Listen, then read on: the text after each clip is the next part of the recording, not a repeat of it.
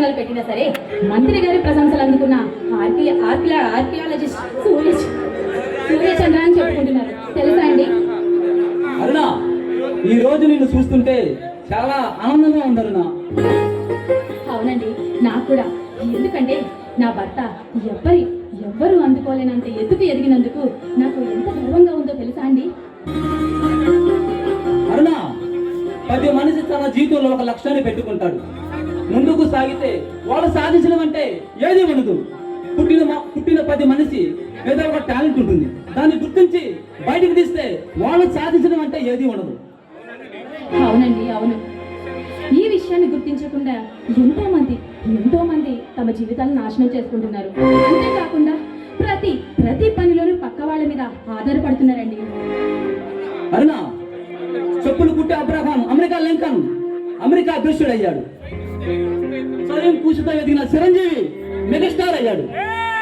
Conductor job చేసే Rajinikanth Tamil Nadu super star అయ్యాడు.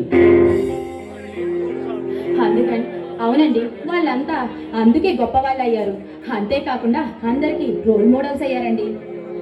అరుణ, జీవితంలో ఎదురయ్యే ప్రతి సమస్యకు పరిష్కారం కష్టాల్లో ఇష్టాలుగా మార్చుకున్నప్పుడే జీవితం ఒక పూల పాంపుగా కనిపిస్తుంది. ఏమండి, నాదొక చిన్న సందేహం అండి, అడగమంటారా? ఏమిటారు నాది? ఏమండి, ఎంతో మందికి సాధ్యపడిని ఆ బుద్ధుడి బంగారు విగ్రహాన్ని మీరు ఎలా సాధ్యం చేశారండి? అరుణ, ఎన్నో వేల క్రితం పురాతన తవ్వకాల్లో గౌతమ బుద్ధుడి విగ్రహానికి గొప్ప చరిత్ర ఉంది. అవునా? ఏంటండి ఆ గొప్పతనం? అరుణ, ఒకప్పుడు మన భారతదేశంలో గౌతమ బుద్ధుడి సిద్ధాంతం నచ్చి తమ మతాన్ని సేకరించి ఆచరించేవాళ్ళు. అవునండి, ఇప్పటికీ మన దేశం మినహా ప్రతి దేశం బుద్ధుడినే దేవుళ్ళ కొలుస్తుంది, తెలుసా? అరుణ, ఇప్పటికీ మన దేశంలో బుద్ధుడిని ఆరాధించే వాళ్ళు వేల సంఖ్యలో ఉన్నారు. అవునా? అవునండి, కానీ ఎందుకండి ఆ దుర్మార్గులు ఆ విగ్రహాన్ని సొంతం చేసుకోవాలనుకుంటున్నారు? అరుణ, ఆ విగ్రహం ఏ దేశంలో ఉంటే ఆ దేశం సిరి సంపదతో ఆర్థికంగా అభివృద్ధి చెందుతుందని శాస్త్రవేత్తల్లో రీసెర్చ్ లో బయట పెట్టారు.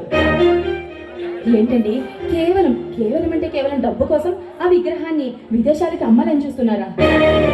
అవునరునా, కానీ నా కంటలో ప్రాణం ఉన్నంత వరకు విగ్రహాలు ఏ దేశానికి దక్కలేను.